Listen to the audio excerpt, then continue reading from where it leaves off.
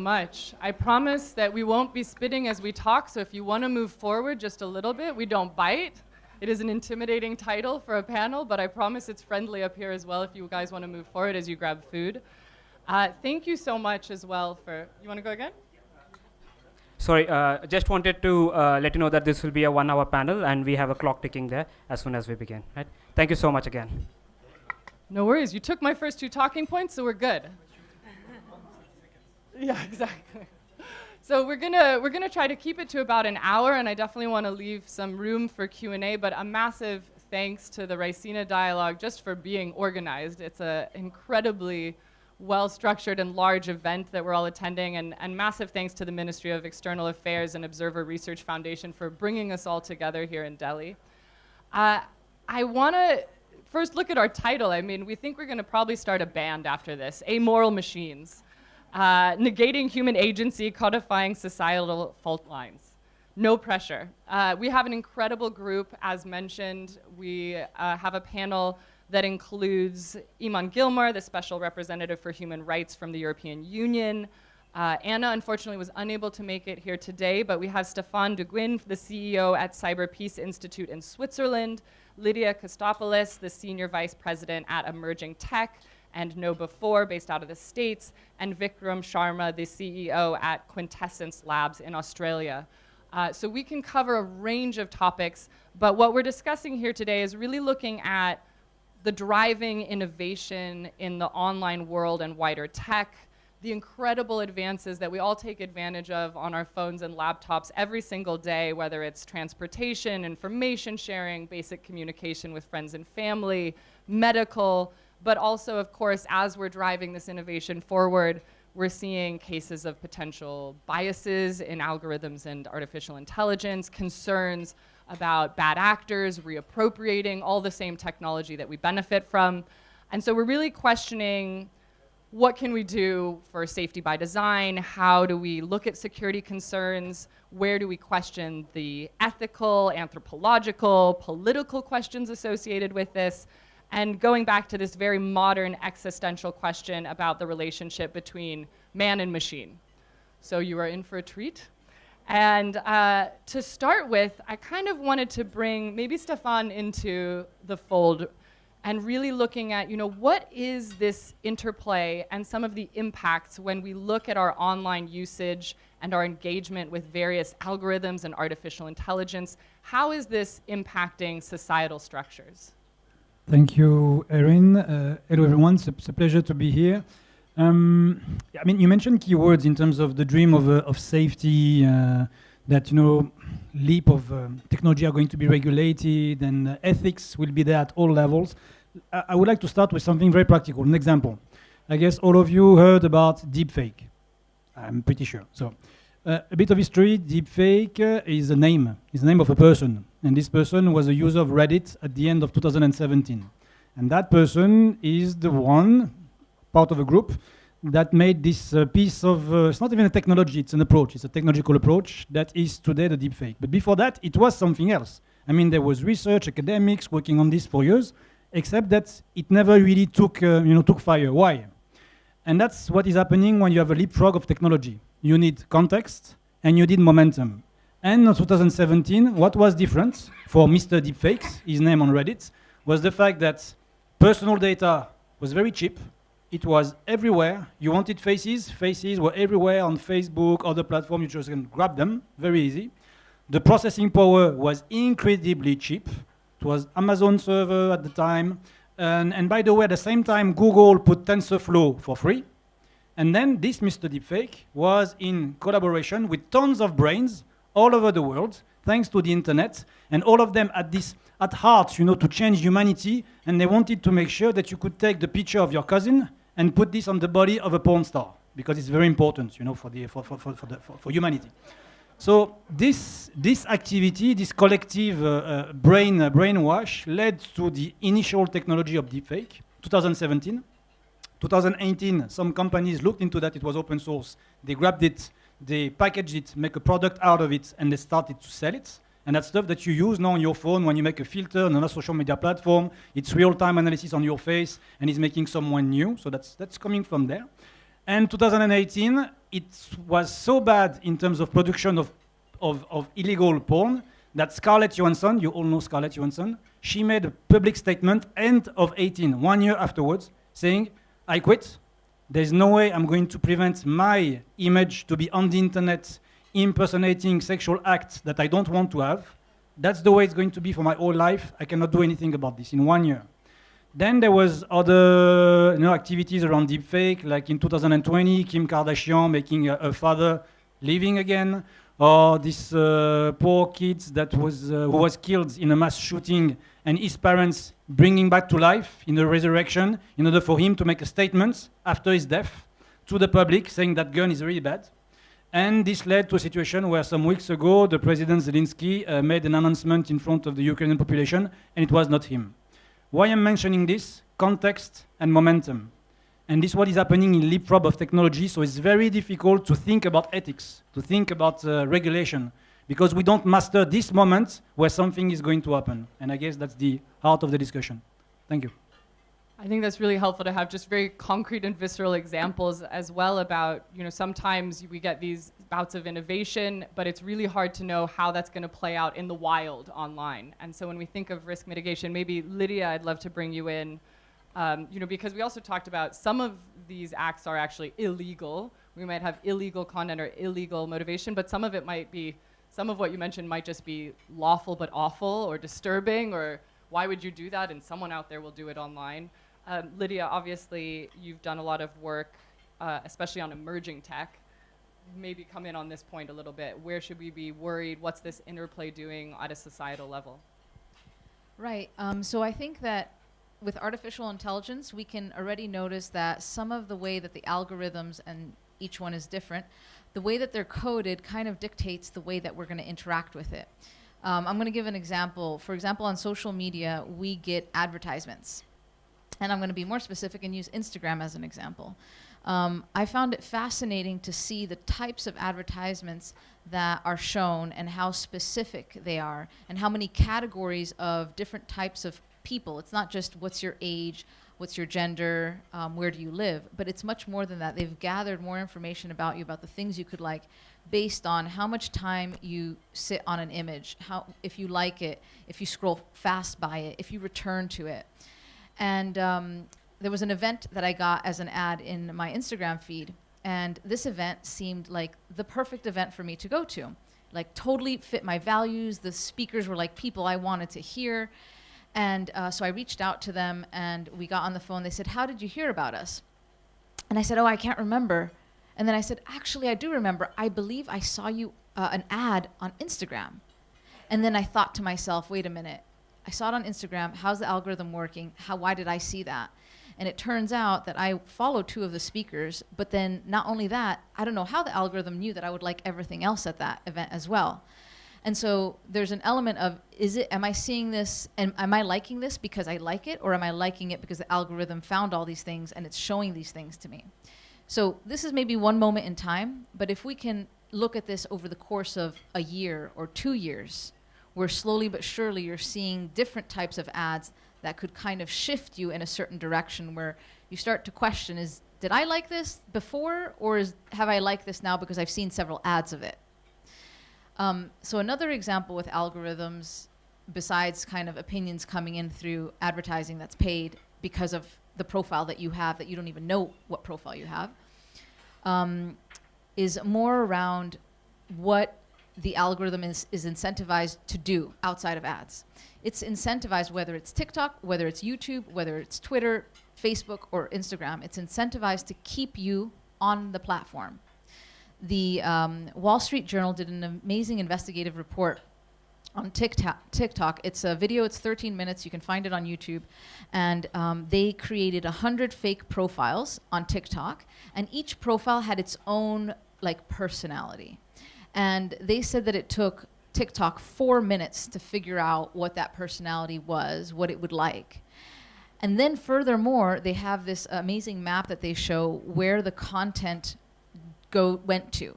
So it seems that at the beginning, there's some generic content that TikTok gives you, and then from that generic content, it takes you a little bit further out. But before you know it, and I can't remember how many minutes, but it's like within an hour or so, you're at extreme content.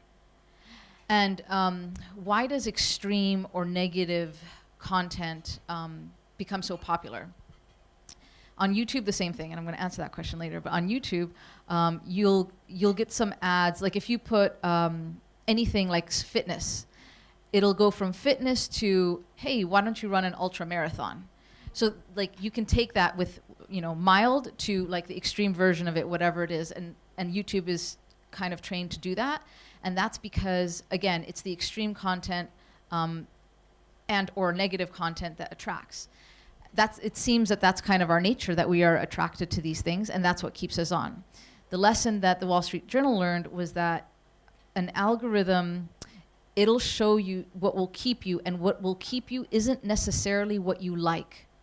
So you may like flowers and water, but that might not keep you on the platform longer, but other things will, and it'll show it to you. So these are like two examples. There are many examples, but these are ways that algorithms for profit with incentives dictate the way that we interact. And this is not even to talk about the love algorithms like the Tinder and all those others, the way that they bring people together. Yeah, I think these concrete examples are really important. And for those of you that like flour and water out there, I'm sure there is a group for you online. We'll find it for you and optimize it in your direction.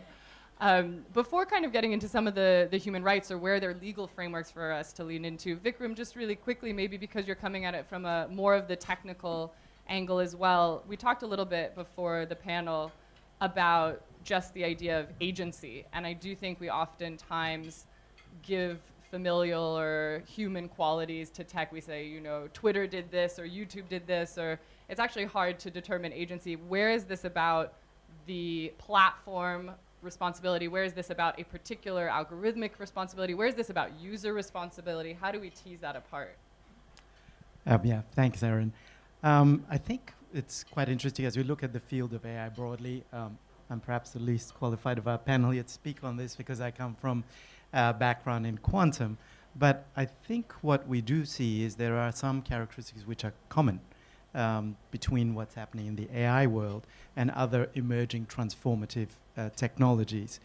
The issue, I guess, is as this technology rewrites our social contract, how can we ensure that that's done in an ethical way and for the broadest benefit to society?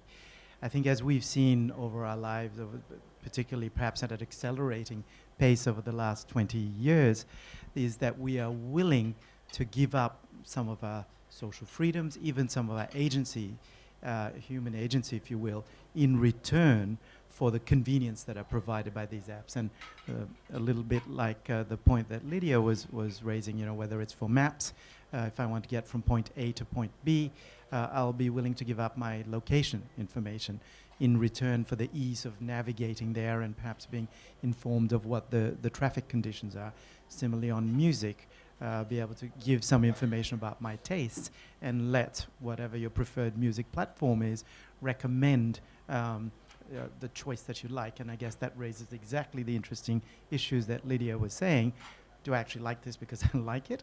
Or has it somehow been planted into my subconscious, perhaps, because I've been exposed to some ads or other ideas that lead me to think I like this? We sort of see similar kinds of dilemma in almost most other transformative technologies.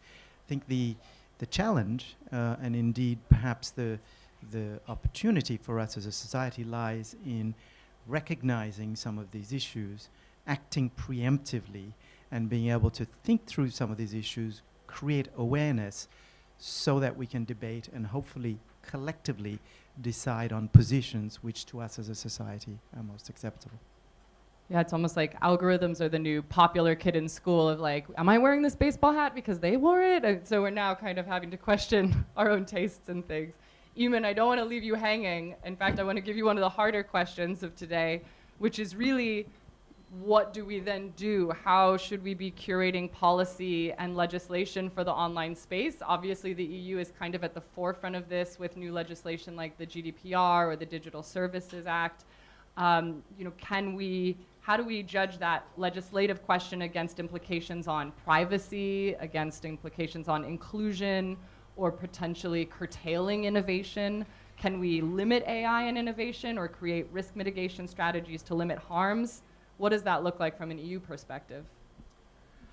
Well, I think in a way what we're dealing with is not new at all, because every major technological development, when Henry Ford was working on the horseless carriage, one of the advantages that the innovators at that time had, and I think that policymakers had, was that the pace of development was much slower than what we've seen in technological development over the past 2 decades. So, it took time, and rules of the road were written, and new styles of roads were created. I think what we're faced with now is the pace and of development of the new technologies we're dealing with has posed a real challenge for policymakers to catch up. And we are now faced with issues relating to privacy, relating to the use, for example, of artificial intelligence for surveillance, for social control of various kinds, for operates in a way that is sometimes very discriminatory. So what we've been doing in the European Union is trying to grapple with that, trying to develop human-centric policy approaches, human rights-based approaches. You mentioned the GDPR, which of course I think is groundbreaking, and legislation, I think, which is generally seen as the standard now globally. But also we've been working with the industry. This hasn't been something that is just policymakers alone. We've developed, for example, codes of conduct with internet providers in relation to hate speech.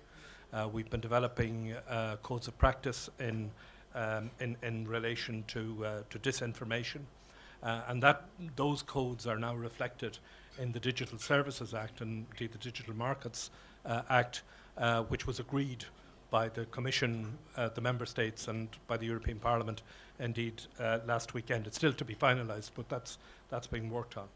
We're also working on new artificial intelligence legislation that's currently in the European Parliament, and indeed I was just reflecting that, for example, one of the issues that will be dealt with, which I think comes back to some of the points that were made earlier, is, for example, the manipulation of subliminal techniques that will be outlawed in the artificial intelligence legislation. So that's where we're at on this, and then we're reflecting that in the work that we're doing more broadly on human rights. The action plan we agreed, the 27 member states agreed an action plan on human rights and democracy for the next 5 years. It's kind of our European Union does a lot of this action plan, 5-year planning. And one of the pillars on which it is built is on technology and human rights, both about harnessing the potential that there is in technologies for protecting human rights, but also, of course, the risks that have to be addressed, some of which will be addressed legislatively, and we're working on that. Maybe not to let you fully off the hook so easily, but because you were the last shall enter first back into the question ring, what does that look like on a global scale? Because I know, working with a bunch of tech companies, we may have a piece of content that was made in Australia, shared between someone in France to somebody in Singapore. And jurisdictionally, maybe one of those entities is European, but the others aren't. And we're seeing legislation come out where maybe there's some contradiction in one jurisdiction that should stay up and it's protected, another where that should come down. How can we kind of have a global dialogue about that sort of legal pushing or legal framework, or how has the EU worked with others to try to get a more global framework around some of your forefront policies that have come through? Well, we're doing it at a couple of levels. First of all, obviously, European Union legislation affects 27 countries straight away, but it also tends to be adopted by the candidate country. So we're applying for membership, or anticipating applying for membership of the European Union. It also has to comply, obviously, from a human rights point of view, not just with European Union legislation, but also with the European Convention on Human Rights, which of course is more broadly all of Europe, bar two now. So it has that kind of broader European. But we're also talking, for example, with the United States. We have Trade and Technology Council with the United States, which is working and looking at this area. We're talking, for example, with India. We've had in place an AI joint EU-India AI task force in place for the last 2 years, which is looking at this area, and the new Trade and Technology Council that President von der Leyen announced here with Prime Minister Modi just yesterday. That also will be a vehicle which will look at this area. And of course, there's also work being done through the United Nations. The roadmap, on digital roadmap, the new global digital compact that the Secretary General has put forward. We're actively involved in that as well. The Human Rights Council in Geneva is doing a lot of work on it, and of course the OECD is doing work on it. So there's a lot of work which is, and then at a different end, if I can put it this way, we're also working on more broader legislation on business and human rights, which will, the idea basically is that there will be an obligation on European companies above a certain size and companies operating within the EU market to do due diligence on their supply chain. So that will also, I think, catch it from the other end as well. So there's a lot of legislative work going on in Europe on this space at the moment. It's a lot. It's a lot to keep track of. It's fantastic. Maybe bringing back to the technical side of the question, maybe Vikram, I'll bring you into the ring again, just to really look at, how much, especially there's going to be a regulatory framework which really gives guidance and forces, in some cases, maybe tech companies that don't want to come to the table on certain issues. But there's also safety by design and maybe risk mitigation that a tech company might be able to build internally. Obviously, you're on the quantum side of security questions, but how do you approach safety by design or being able to test for negative biases? We heard Stéphane talk about some of the things that we can't even imagine until tech goes into the wild a little bit more. But what are some of the ways we can start creating infrastructure around this? Absolutely. I think that's a critical issue as we move forward here. And certainly we need to have the systems and the protocols in place that as issues are surfaced, well, even prior to them being surfaced, that we should be able to identify them. We should be able to then figure out an appropriate response and then implement those responses. I think that is quite critical. Perhaps something that's not been thought about, I think as per the discussion we were having prior to the panel, a lot of organizations tend to only be in a reactive mode. When something has hit them hard, then you're rapidly trying to grapple and risk mitigate at that point in time. I think we do have the opportunity to be able to build those systems, the protocols, the technologies, to be able to identify these and be somewhat proactive rather than reactive. But within the context of AI, certainly privacy and integrity of data become critical issues.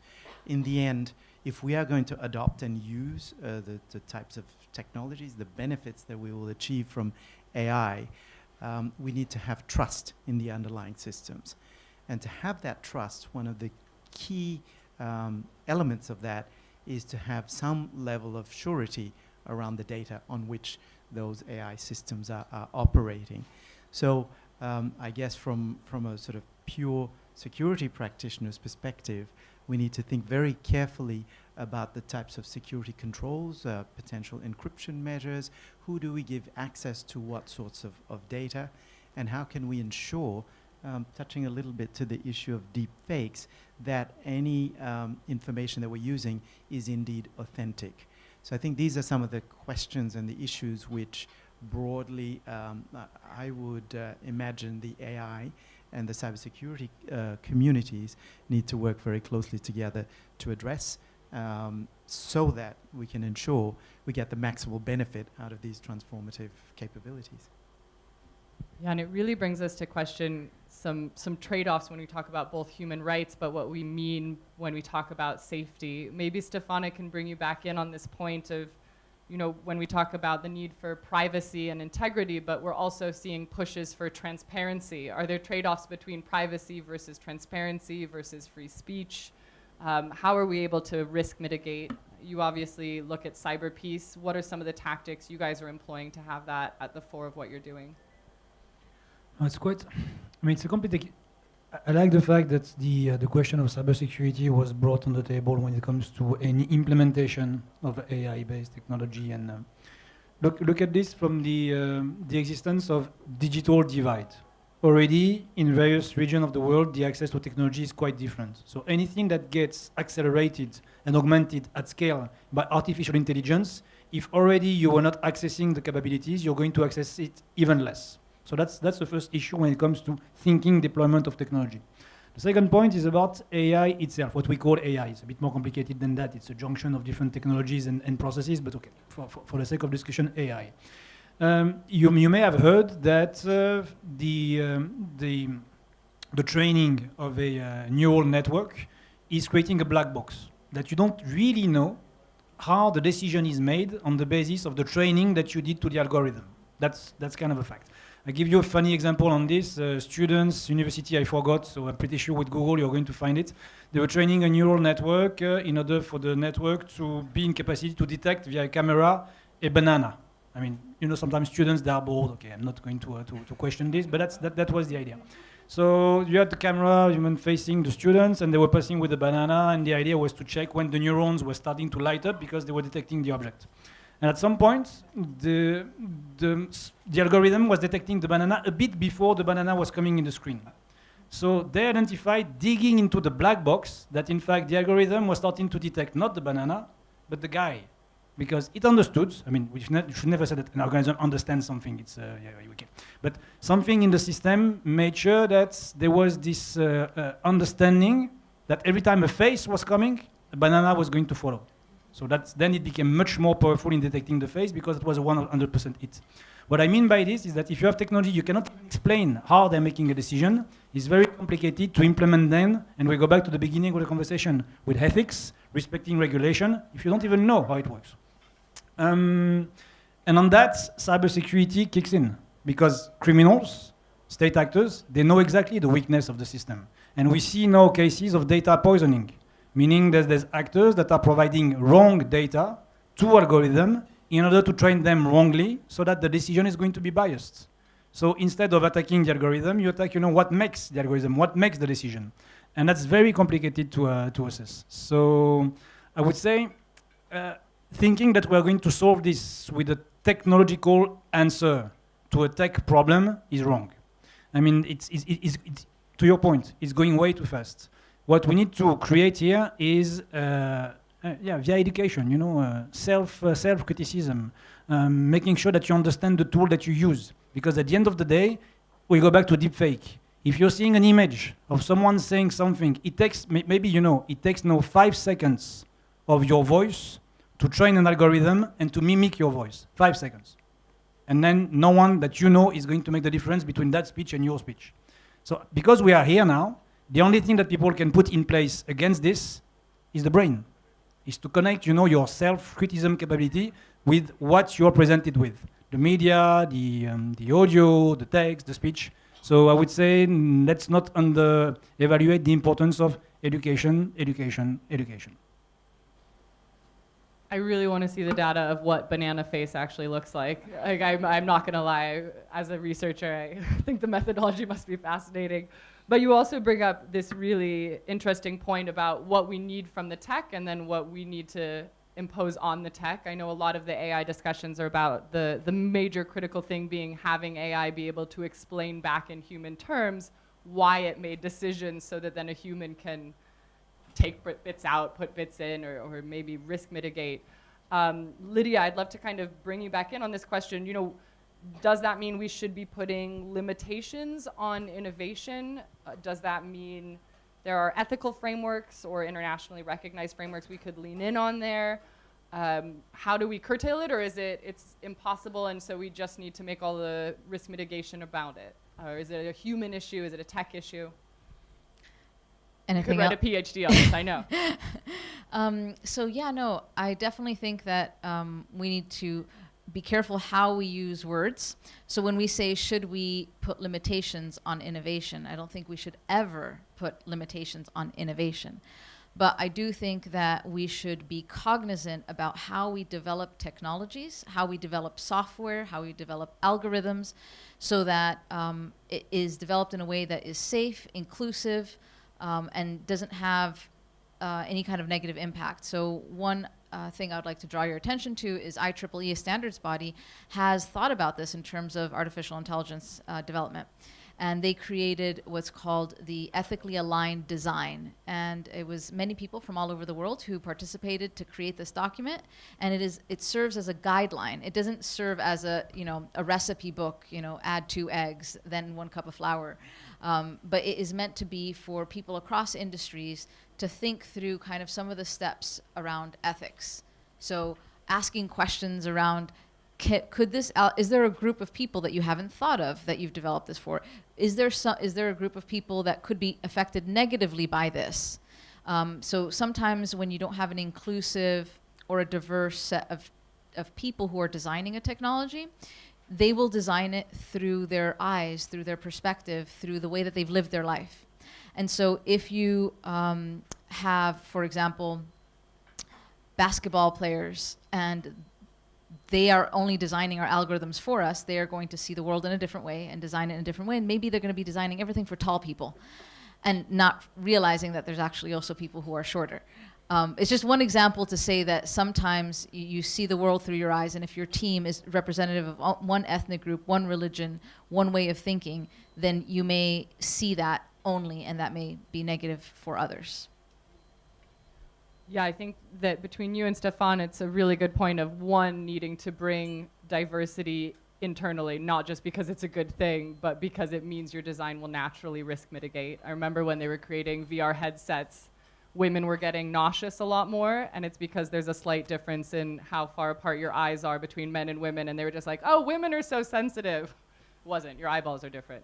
And so little things like that. And then as well, Stéphane, that idea of what do we actually mean now by digital literacy and critical thinking skills, and maybe having to update some of the education structures around that, which in most parts of the world are probably lacking. I don't know, we need digitally literate teachers to be able to kind of impose that digital literacy in the classroom. Maybe before we open up to Q&A, going back to you, Eamon, I wanted to ask, again, maybe a similar question, but from the policy side to what I asked Lydia, just of where do we see the need for limitations, or is it not about limitations?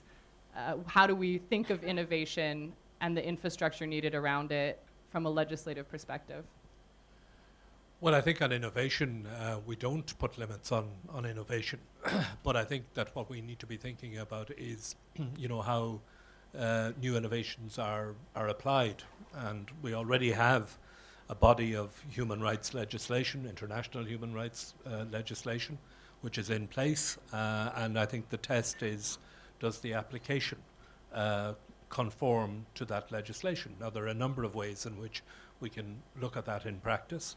One might be, for example, the way suggested by High Commissioner Michelle Bachelet, who says that there should be a moratorium on the use of new technologies unless and until they comply with human rights legislation. Another way might be, for example, the conduct of human rights impact assessments on new developments. But I think to some extent, we shouldn't entirely rely on the existing, or even new regulatory mechanisms. I find that that industry itself, that particularly bigger companies who are in this space, I think want to get ahead of the regulatory curve. And I think some of that is because they think it's the right thing to do, but some of it also, I think, is because they recognize the scope for litigation in the future in relation to the use of technologies. I'm thinking, for example, of the use of AI, let's say, in health services, and the potential that there is, for example, for litigation when things go wrong. And I think the same applies to states, who obviously have a responsibility with regard to the enforcement and the promotion of human rights standards in their own countries. So not only is it the right thing to do to address this from a regulatory perspective, but it is also, I think, the prudent thing for both the business and the state interest as well. And I appreciate you bringing in the topic of kind of big tech versus small tech. Obviously, when we say online harms or tech is so different. There's so many different types of platforms. Some have more capacity and funding. We work with some that are massive and then some that are microsites run by one person and it doesn't make any money and they still need to risk mitigate as well. We've covered a lot of terrain. I think we're going to open it up to questions. Great, I like your chutzpah, lots of hands going up. I think, is there a roaming mic? I think in my notes it says you should go up to a mic, but I don't actually know which mic you're supposed to. Every table has a mic? Fantastic, thank you. If you could, I'll maybe take a series of 3 questions at a time, and if you could let us know just your name and affiliation quickly, and we'll try to keep questions quick and answers quick to get as much in as possible, but throw those hands up again. You for helping me know where mics are. Right behind her, and the gentleman behind the girl in green, woman in green, sorry. And then we'll do another round. I just saw where hands went up first. Okay, shoot. Hi, thank you for your interesting remarks. I'm Barney. I work with the International Cyber Policy Center at the Australian Strategic Policy Institute, a lot of names. My question is for Lydia. You spoke about AI standard settings and the IEEE standard guidelines. Ethically aligned Yeah. design. I was wondering, in AI, if we look at global technical standard settings, what would that look like? Is that even possible? The political aspect of that, do you think that's something we would have possibly in the next 10 to 15 years? Wait, pause here, just do the other 2 so we can do it just in case there's some bucketing. But hold that. Yes. Where is my number 2? Yes, just behind her. Sorry. Hi, thank you so much. My name is Sofia. I'm from academia, from Argentina. My question is for Mr. Gilmore. Many developing countries face severe backlogs in their judiciary systems. And I wonder, from a human rights perspective, if AI can help, and or is it too risky? And if you would draw a line between civil and commercial cases and criminal cases, for example. Thank you. And third question. Hi, I'm Chris Holderos, British diplomat. My question is, well, first of all, it was really refreshing to have a panel which isn't about Ukraine. So I'm going to bring it back to Ukraine. You're fired. But it strikes me that we've sort of, in the sort of digital media space, governments have sort of sleptwalked into the current regulatory settlement. And it sort of takes a crisis to get you to rethink these decisions. And I think, an example of that is in the UK, political advertising was always really restricted. And on TV, it was highly regulated. All the parties got kind of 1 or 2 different slots and they could use that. But now we have an online political marketplace of ideas where basically you can just chuck money at Facebook and that's fine. And no one's really sort of thought this through. And we had a panel yesterday in the context of trade where all the panelists sort of agreed that trade was going to be rethought as a result of this crisis. And that some of the ideas that we had about trade for the last few years are kind of complete madness in the context of the pandemic in Ukraine. And I think in the digital media space, we're starting to see a bit of a change. So you look at India and they've banned TikTok, and you look at the reaction to Russia today in European countries and across the world. And so I sort of question for everyone. I guess do you think we'll look back at this recent era of sort of liberalism when it comes to these different platforms and being able to, being a US media company and being able to sell to the Chinese, or a Chinese media company and sell to the Europeans, and think this was madness? And will society start to kind of fundamentally rethink whether that's a good idea as a result of this crisis or the next one? Thank you. Okay. We have 3 really good and diverse questions. The first for Lydia about AI, the IEE. I I don't think we could get more vowels in there if we tried. So some of the global standard setting, and then on to Eamon about backlogs and judiciary systems and whether or not AI could help, and then maybe for the group of the crisis we're undergoing, what that might mean for the future reshuffle of how we think of platforms, both legislatively and maybe governmentally, I suppose. So to the question around standards, so the IEEE document is called Ethically Aligned Design, and it's around design. It's the ethics that you should consider, it's not prescriptive. So you were saying, could we think of standards in algorithms? I think that's hard considering the proprietary nature of each organization's algorithm. But I'll give an example of something that we could do. So in the US, there's an algorithm that was accepted to be used for the eyes. And the way that algorithm works is that it has processed, so machine vision, a whole bunch of images of eyes, healthy eyes and not healthy eyes. And there was humans who labeled many of them and taught the algorithm how that works. That's pretty straightforward. And so perhaps there could be some standardization around x-rays of eyes and a protocol around how you look for different types of illnesses in the eyes. That's kind of more standard. But then, for example, if we look at a legal example, in the courts, we have seen that applying algorithms to court cases can perpetuate social injustice.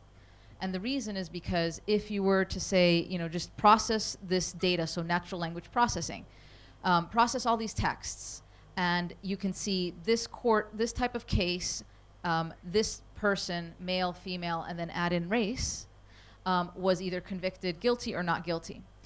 And then if you were to have an algorithm that looked at all that, it could perpetuate racism. So in this case, you wouldn't want standardization. You would want a human to come and step into this to try to correct for that. And a final example is Amazon used to have an algorithm that they were using for human resources to process CVs. And they had to stop using it because what they found was for leadership positions, they weren't getting any women candidates, even though women candidates were applying for it.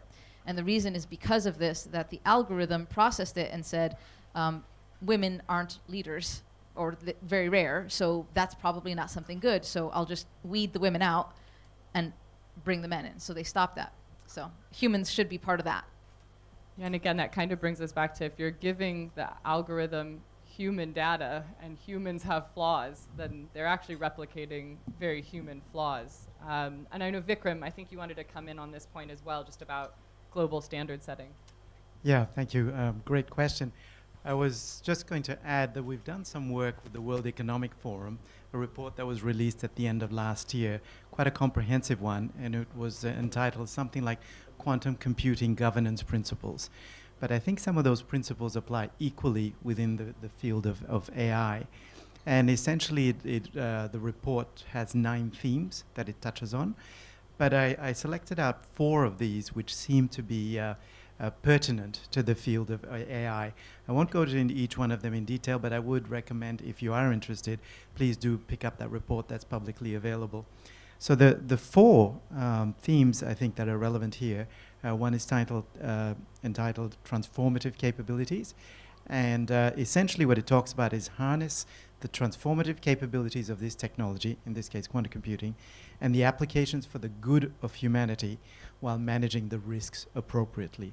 So that's one, I think, overarching principle. When you read it, you'll see some of the risks that apply to this, as well as suggested actions, again, which may be able to be lifted into the AI context. A second one was open innovation. I think that cuts a little bit into the third question that we had, which is encourage collaboration and a pre-competitive environment, enabling faster development of technology and the realization of its applications. I think the idea here is to mitigate against the risk of market concentration, because that in turn will perhaps impede some of the benefits that we could get from this technology. The third one, very quickly moving along, is awareness and capability building. I think all of my colleagues have talked about the importance of this. So ensure the general population, and in this case quantum computing stakeholders, are aware, engaged, and sufficiently informed to enable ongoing responsible dialogue and communication. And the final one, before handing back to you, Erin, is around privacy, which is again an issue we touched on. So mitigate potential data privacy violations through theft and processing by powerful conventional computers today. But equally, we are going to see a class of computation called quantum computers in the not too distant future, which are going to have significant impacts. So to the extent that we can gaze into our crystal ball and mitigate against these future cyber threats, particularly for long-lived data, would be quite important. No, I think it's important that we kind of call out where there are existing frameworks, where there has been some thought already. We're not starting from 0. We're maybe starting at somewhere between 4 and 6 out of 10. So I think if we know what's been done before us, then we can really see the gaps. Eamon, before moving on to you, Stéphane, you wanted to jump in on this point. Now, very quickly, understand that we should also not forget that these technologies are not invented only by states or a company. It's not part of a plan. A lot of time it just, happen. A community comes together and then, boom, deepfake or other type of AI-powered technology. So I think it's important to focus on usage, is to look into how do you put regulation and rules and ethics and values in the usage of something that anyhow is going to be developed. And that's quite important to look into. What we see in CyberPeace Institute, we look into the misuse of technology by criminal groups or state actors against, for example, the humanitarian sector. The problem is not so much about the tech itself. It's about how it's used. It's about the intent and what you do with it. So just to make sure that it's part also when you think about standard. Absolutely. Again, not to leave you hanging out there, but there was a very specific question to you about backlogs. And one example is in a judiciary system and how AI might help. And I think, Lydia, you even touched on this a little bit, but how much is a system that is maybe large and hefty and bureaucratic, AI can sometimes, or algorithms in general, can get to scale and speed in a way that humans can't. Obviously, Stéphane pointed out the need, so did Lydia and Vikram, for nuance of human oversight, but how much could we implement these systems to help us with backlogs or prioritization on a bureaucratic level? Well, I think there's always a risk of sacrificing justice in the interests of efficiency and speed. And I think the example that you give is one such example. Where there are backlogs in the judicial system, and I'm thinking particularly on the criminal side rather than on the civil side. I mean, there are ways of addressing that which do not require the use of AI. For example, in my experience and the work that I do around the world, one of the biggest consequences of inefficiencies in judicial systems are the numbers of people who are for a long period of time in pre-trial detention. And there are ways of addressing that which do not require AI. I think if you look at the area, for example, where AI might help, let's take the issue of facial recognition. Could you substitute eyewitness testimony for some form of facial recognition evidence being presented in court? Well, the first problem is that eyewitness testimony itself has a lot of bias, but there is a way of addressing that in a courtroom. A good defense lawyer would be able to cross-examine a witness. How do you cross-examine evidence that is produced by facial recognition by AI? So I think that there are areas where it cannot help. And I think that the principle I think that we have to use here is that what applies offline ought also apply online, which is kind of shorthand for, what's the old way, what's the new way. So to give an example of it, if you wanted, for example, to use evidence from telephone communication, law enforcement agencies going after somebody want to hear what they're talking about on the phone. Most jurisdictions, you go to court, you apply for an order to allow you to tap the phone in the first place. You don't just harvest as is possible at the moment. So I think if it is being used, the checks and balances I think have to apply. And then I don't know if maybe even this is also applicable to you, but we had this question really about a mixture of seeing different crises play out, seeing how tech, again, Stéphane, you'd mentioned, you don't always know how tech plays out until it's in the wild. You don't have this design by intent. Sometimes it just snowballs. But are we seeing the end of an era for what we call platform liberalism of US companies? What does that look like? Are we kind of seeing this curtailing of what we saw as this heyday of Silicon Valley? What are we seeing as the future trend for that?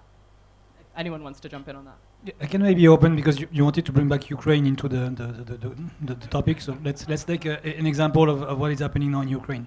To Eamon's point, thank you for opening on facial recognition. So you may all know the company called Clearview.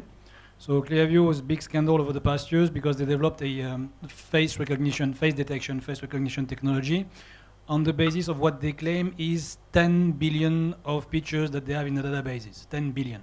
So I don't know if all of you in the room, you gave your informed consent signed to Clearview to get your face, but it could well be that you're there in their database because one day you shared something on Instagram or on Facebook or Meta, on whatever. So what happened lately is that Clearview offered their services to the government of Ukraine in order to make some face recognition in the context of the identifying bodies and making sure that refugees could be matched when people are lost. And that's, I think, to your point, is, liberal activities in between countries in a moment of crisis. So it's happening now on a piece of technology that everyone was, wanted to ban 2 years ago, and then suddenly it's like, oh, Clearview is doing something, looks good. It is really. And so at least to your point, and I'm answering so a bit by your question, is at least it's still happening, or it looks like it's still happening, question mark. And maybe we only have a little bit of time left. Maybe we'll just take 2 more questions and a wrap-up quick-fire round. Those 2 hands went up right away. I'm sorry, they were very fast. There was a quick fire. They really wanted to get in there. Thank you. My name is Hatice, and I'm an academic based in Ankara, Turkey. Thanks for the panel. My question is based on a tweet that I saw actually today when I was checking my Twitter account. Sorry, I cannot remember the account's name. The tweet was talking about Elon Musk's investments in China and how it is important for him to such a connection with the Chinese market and the Chinese officials. And the tweet was actually talking about that what happens if the Chinese government or officials, let's say, will be demanding such maybe restrictions or limitations if someone will be talking, let's say, too much on the Xinjiang issue or Hong Kong issue. So do we have any potential in coming future to see a more like risky or conflictual relations between the companies and the nation states? So thank you.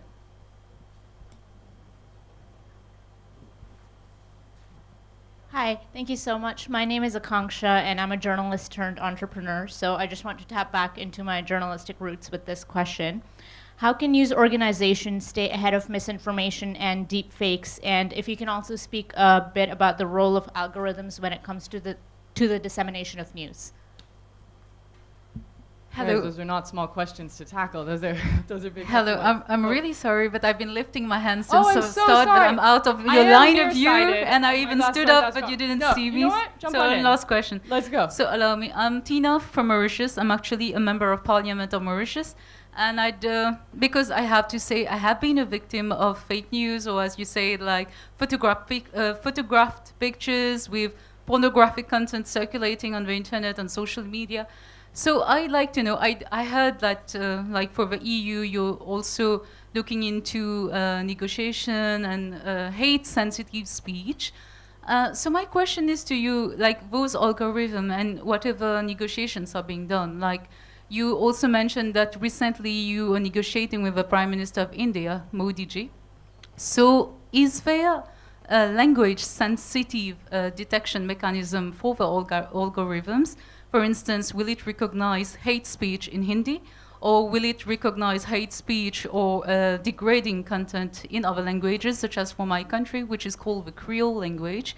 And my second question, which may be more maybe mostly to you, Erin, from the CTU, like how do you deal with it, like for social media like Facebook, which allows creation of fake profiles, anonymous profiles, and they allow all kinds of, as I said, degrading images or videos of all kinds. And even if they have a reporting button, even if you click 1,000 times there, they just don't care. So what about their ethical considerations? So I'd love to hear from you. Thank you so much. Okay, we have 6 minutes left, and so we'll try to be brief on very big topics, but I might start with you, Eamon, and just roll our way back to me. We've got a question about Twitter and Elon Musk and investments with China. So what happens when we have this interplay between company, nation state, and honest, just individual personalities that are quite big at the moment? There's also a question on how organizations can stay ahead of misinformation and other newer harm types, or maybe old harm types, but manifesting in different ways on new platforms. And then a question about fake news, fake proliferation, and fake accounts, as well as the overlay of how good is tech outside of the English language where a lot of the AI and tooling was formally developed. I will let everyone pick and choose what they'd like to answer among those three questions. Okay, let me start with the conflict between companies and states. I think we already saw that, not so much in the China situation, but for example, with some of the encrypted tools and the issue arose about law enforcement versus in encryption in a number of countries. So that's already there.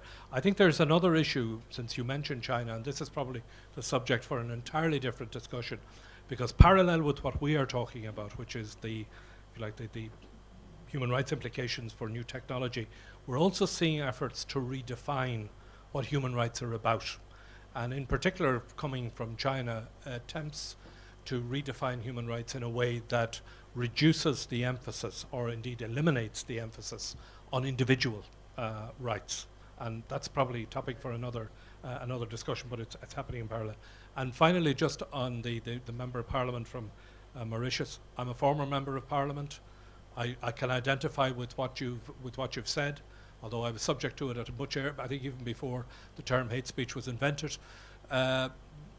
But what I'm seeing in my role as Special Representative for Human Rights are the targeting of women public representatives and women political activists and women human rights defenders in particular through the various platforms. And that is something that from a human rights perspective and a democracy perspective that the European Union is attempting to tackle. And we have a particular program, in fact, which is funding initiatives in a number of places around the world to tackle that very issue of the targeting of women. Quickly to start with the last question, sadly enough, I've been, sorry, it's okay. Mic drop. Yeah. I've been leading a unit in the EU in Europol which was specialized in detecting Daesh propaganda and Al-Qaeda propaganda to take it down. And doing this, we identify what is the mechanics for content diffusion and over the internet. And I'm sorry to break the bad news, but I don't think technology today has a capacity to detect all the hate speech in all the languages and all the images in real time across all platforms, across the full internet. That's it's just not there. We just need to be clear about this. Give you an example. You remember what happened in Christchurch? This very, very tragic situation. You know why the content was so viral after some hours? It's not that Brandon Tarrant put this so well before making the killings for it to be replicated. It's because there were three communities going together. One community were the extreme right. They were finding very funny this whole killing, and they were trying to spread it away. The second community, and they call themselves this name, so I'm not inventing it, the shit posters. They like to post shit on the internet the whole day. That's how they define themselves. And they saw that coming, had no clue what it was, and they made sure that it was escaping the algorithm of detection of YouTube. So they were tweaking the video for the video not to be detected. And then you had the jihadi, and for them it was like call for revenge. So by wanting to call for revenge, they were reproducing the content. And these three communities, they don't talk to each other, they don't do anything with each other. Again, this common brain on the internet made one of the worst viral events on the history of the internet. So sadly enough, tech is not the only answer. On that note, I'll say that there is some technology that can help. So there are algorithms that can detect deep fakes, voice and video. Naturally, the issue is that deep fakes are getting better each year. So that means that those algorithms also have to get better at detecting them each year. I do think that they're in sync, but of course, you can't be in all parts of the internet at all times. But I do think that there is promise in being able to detect those things. So one was, before it was, the eyes don't blink. There's certain things that happen in a deep fake. Now it's less. You can find blinking eyes and all that. But there's certain things that a human can't detect that an algorithm would be able to detect as false. Same thing with the voice. So I think that that's one positive thing that we can use to counter disinformation. Coming to that last question first, I think this is some very useful guidance that came from McKinsey. It was talking about bias in the training data that's being used, which ultimately informs what AI does, but potentially it may have application for malicious purposes as well. And I'd encourage you to look it up, but perhaps quickly summarizing, it has 6 steps that they suggest. So one is be aware of the context in where it's being applied. There's certain contexts in which AI can actually help reduce biases, but equally be aware of those where you do have a negative impact, a negative bias. Second is establish processes to regularly test your training data to ensure that it is representative and does not contain those biases. Fact-based conversations, so which actually are on the biases, so we can actually identify what those potential sources could be. Have a look at how best we can actually leverage the human and AI interface. Have some conversations around that. And then have more data from multidisciplinary sources.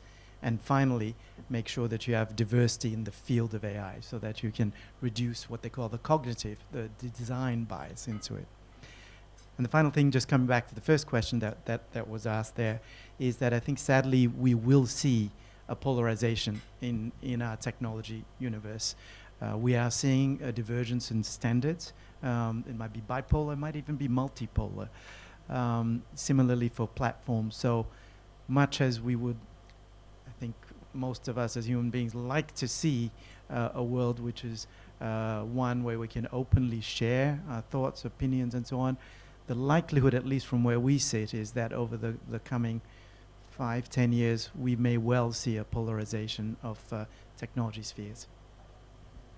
And just, I guess on that last point, since you called me out, I would say, having worked with lots of tech companies, that, again, there are lots of tools that are constantly evolving to get at harms, whether that's logo detection, whether that's photo and video matching, strategic network disruptions, linguistic processing, URL and PDF hashing, but they only work as well as you can define the problem set that you're targeting. And so I would say that still, hate speech is highly localized. Language is full of slang and adversarial shifts, and same with misinformation. This is actually very poorly defined. It is not illegal to lie online. I said it yesterday, but if I say, you're wearing a yellow shirt and you're not, that's a lie, it's not illegal. That's probably not the misinformation we're talking about. We're talking about words that eventually incite real world violence.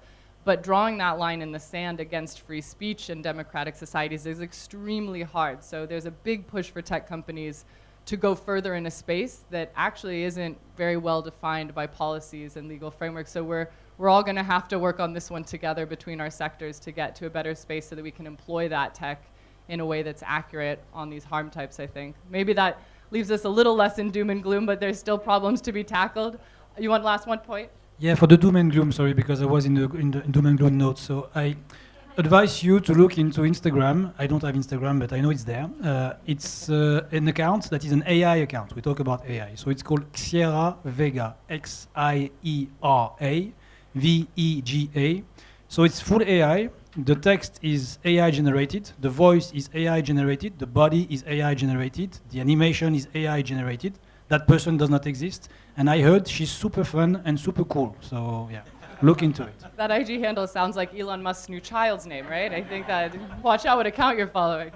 Everyone, can I have a huge round of applause for our panelists? We covered so much. I hope you enjoyed your dinner, and many thanks to the Raisina team for helping us out.